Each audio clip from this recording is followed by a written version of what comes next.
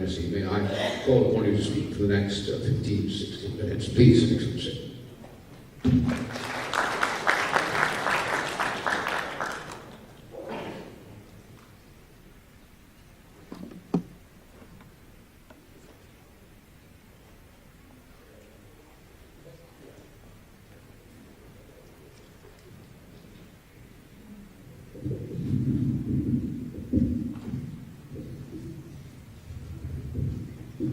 Chairman, ladies and gentlemen, thank you all for providing this opportunity to address one of the world's greatest challenges that affects us all on this planet: how to use our oceans sustainably.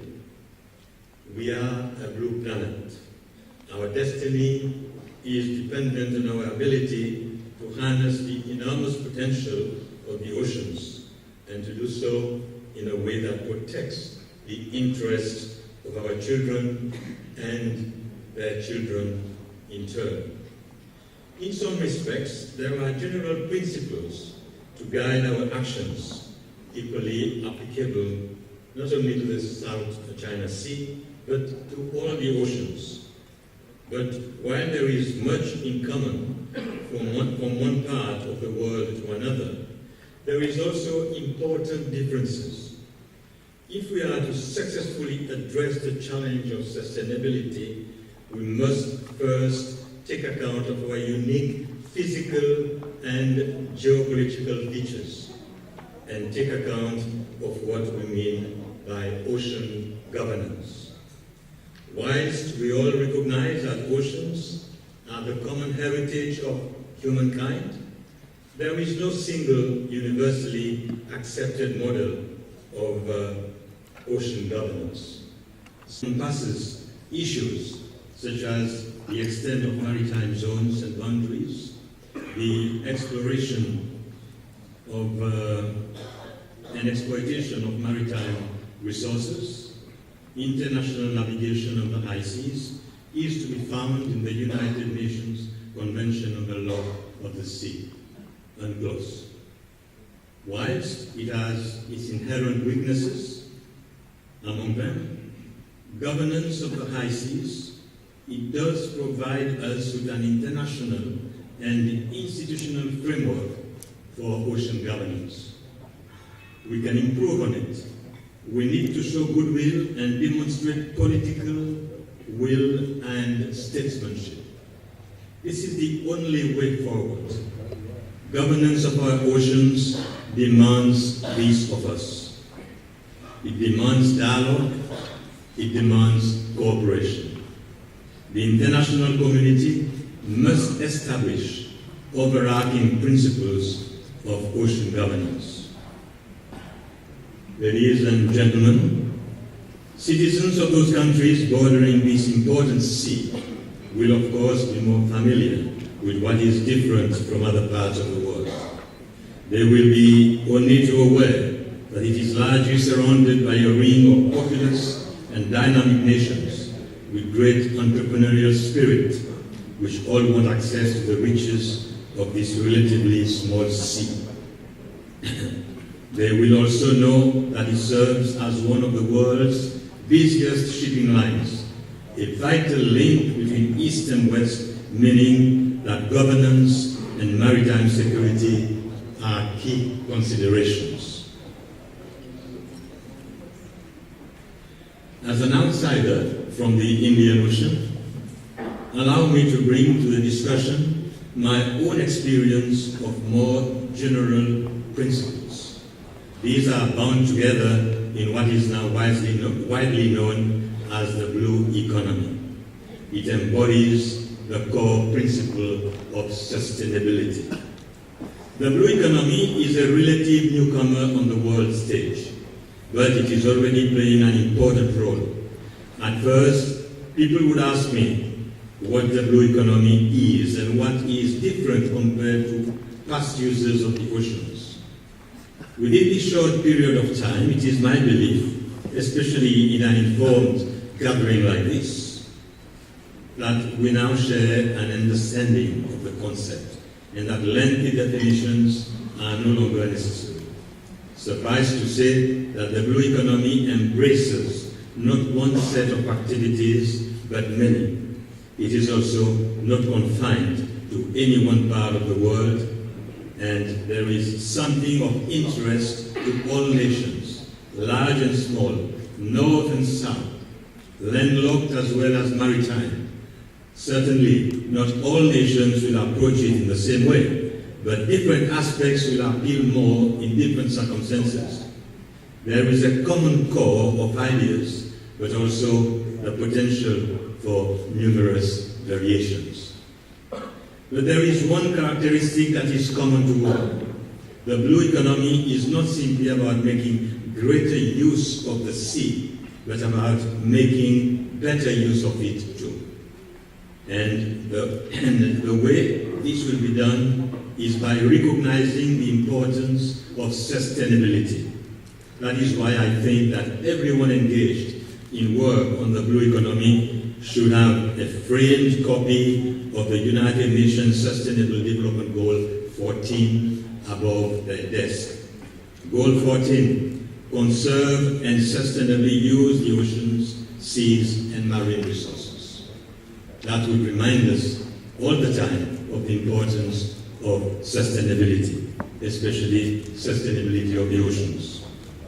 Without the inclusion of this key concept, the blue economy would be incomplete. With it, the future is bright, an approach that has the potential to benefit future generations as well as our own. As a development model, the blue economy is about more than extending economic activity into the sea. Instead, it calls for a new approach to development. In common with the principles underpinning the green economy, it rests on the belief that development and respect for the environment need not be in conflict. It is no coincidence that island nations such as my own were among the first to appreciate the lifeline offered by the blue economy. Indeed, important initiatives have originated in small island states where the challenge is most acute. It was time for us to speak up, to let the rest of the world know what was happening. Small though we are in ourselves, the collective voice of small island developing states is increasingly being heard in the international corridors of power. Increasingly, nations in other parts of the world are being persuaded of what the blue economy can mean to them. However, no matter how good the ideas and arguments, in the end, the success of the blue economy will all come down to the ability and will of national and international jurisdictions to manage the oceans. Unless there is strong commitment amongst the world's powers, its full potential will never be realized. Let us now see the concept of the blue economy is relevant to the challenges facing the South China Sea. In doing this, I will refer to some of the innovative measures that we have introduced in Seychelles. This will show that sometimes there will be opportunities for collaboration, but at the same time, in advance of more general agreement, individual nations must be prepared to take a lead. For example, bringing the blue economy to the center of government. One action I took as president was to create a separate department for the blue economy. Even though it is a small department, it helps to ensure that all the ministries incorporate the blue economy in their own thinking and policy decisions. Working with neighboring nations, Seychelles has secured a unique agreement with our southern neighbor, Mauritius, to jointly care and develop a submerged feature known as the Mascarene Plateau, which connects our two nations. Launched in 2012, Mauritius and Seychelles undertook to jointly manage, explore, and exploit some 400,000 square kilometers of seabed. The very fact that two nations are willing to work together in this way is a source of encouragement and shows the importance of cooperation. We have also to keep our seas safe. We can never take for granted the security of our shipping lanes and fisheries, and sometimes we must take direct action to protect them. In Seychelles, over most of the past decade, we have faced an ongoing threat from pirates emanating from the lawless regions of Somalia, given that the twin pillars of our economy are tourism and fishing. At its height, the direct cost of piracy to my nation was equivalent to 4% of our GDP. As part of our efforts and as part of the international efforts, we are now able to contain piracy in our waters. And of course, we have to find new sources of investment. Investment can be attracted in different ways.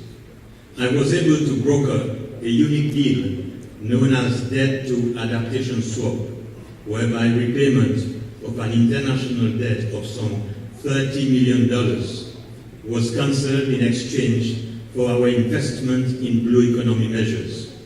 Through this mechanism, for instance, we have been able to fund an innovative exercise in marine planning, as I will explain next.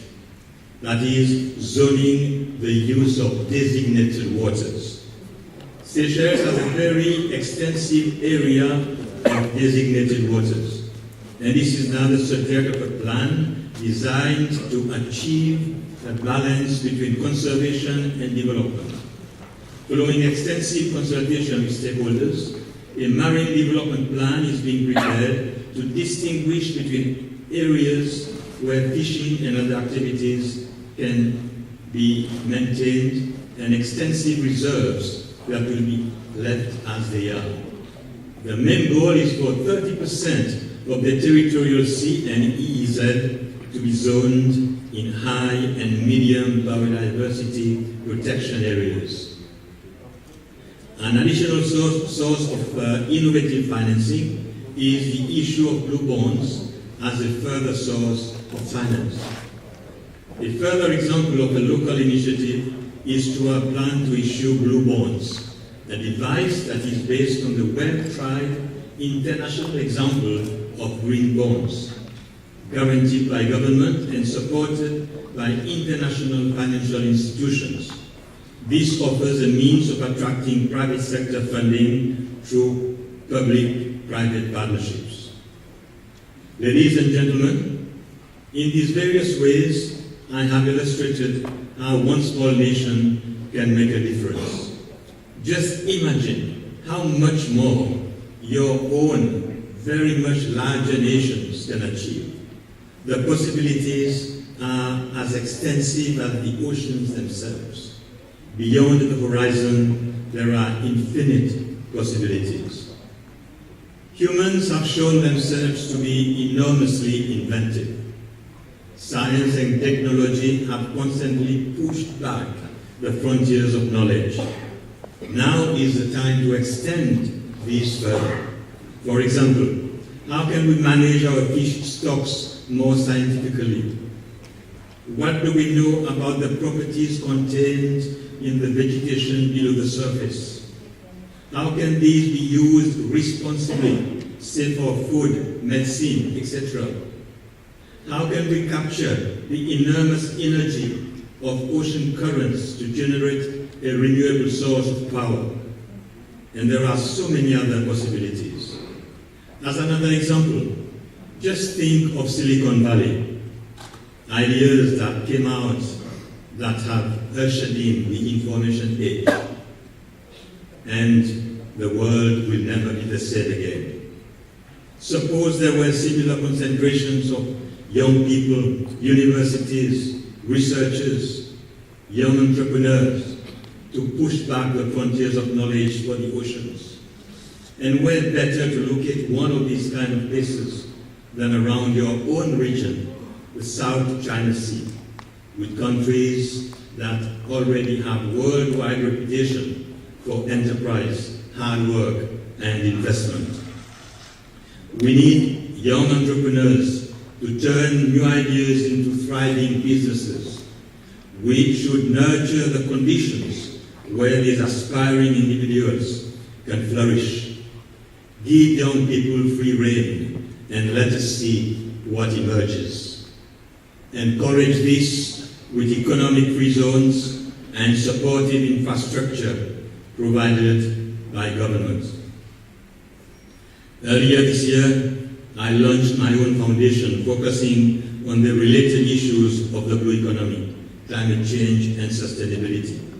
It is already proving to be a hub in a burgeoning network of ideas to realize the potential of the world's oceans.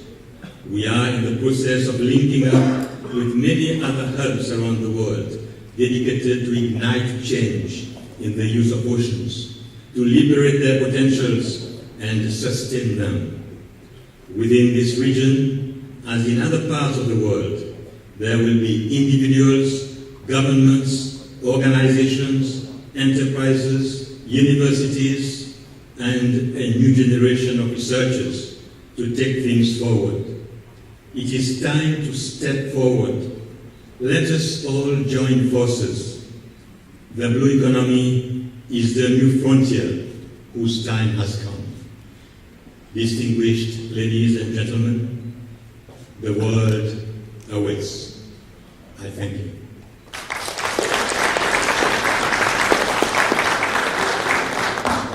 Thank you very much.